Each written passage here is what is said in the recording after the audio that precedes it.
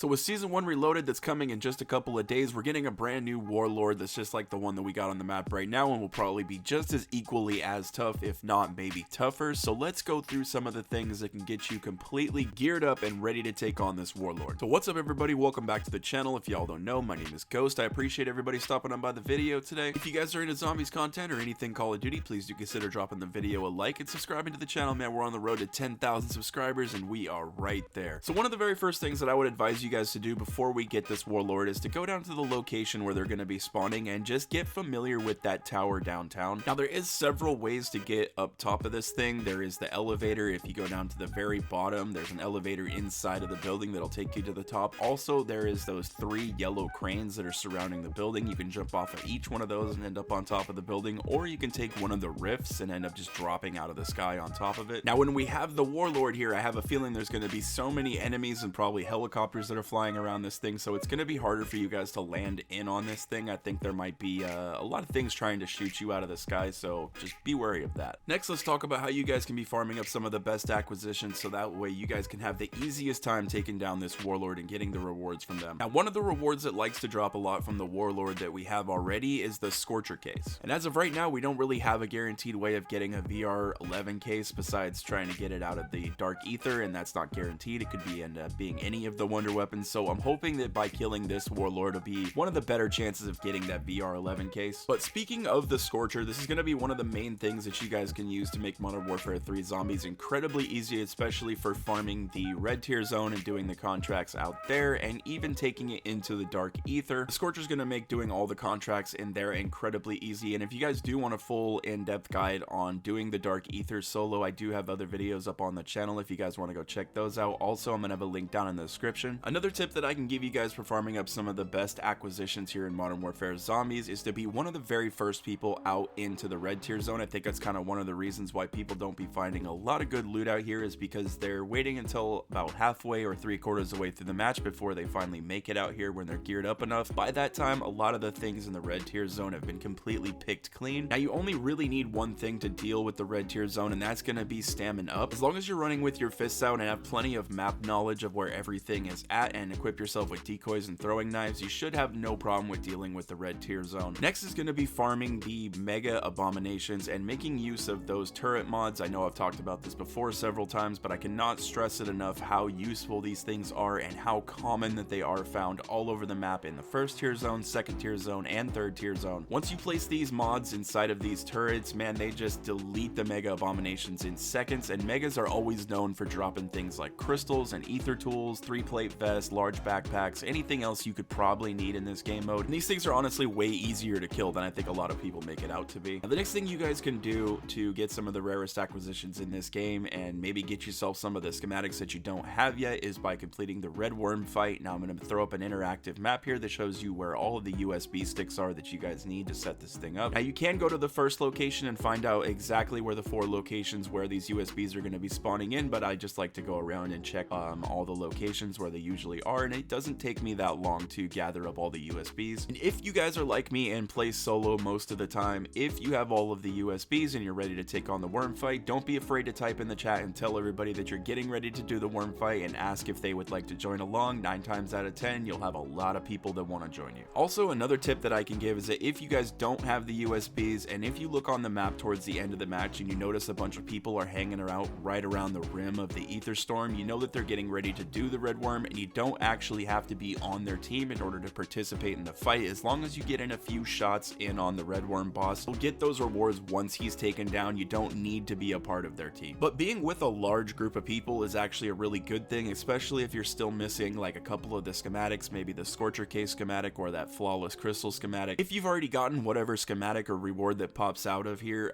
be sure to drop it for one of your teammates, and 9 times out of 10 they'll usually drop you or be willing to drop you whatever they got. Hands down, the Modern Warfare Zombies community has been one of the best and most helpful communities I've ever been a part of. You just can't beat the Zombies community. It's so refreshing to see this side of Call of Duty. It's honestly crazy. So that's going to be about it, guys. That's going to wrap up the video. I appreciate everybody for stopping in. I hope everybody's really excited for Season 1 Reloaded. I hope we get a little bit more than just the Warlord, maybe a little bit more incentive, a new schematic, or maybe getting that VR11 case from defeating the Warlord, or possibly even the schematic for that thing. yeah, I don't know. I'm just hoping for a little bit more. Anyways, that's going to be it. I appreciate you guys stopping up by the video. Be sure to drop it a like if you guys enjoyed it and subscribe to the channel if anybody is new, and I will catch you in the next one.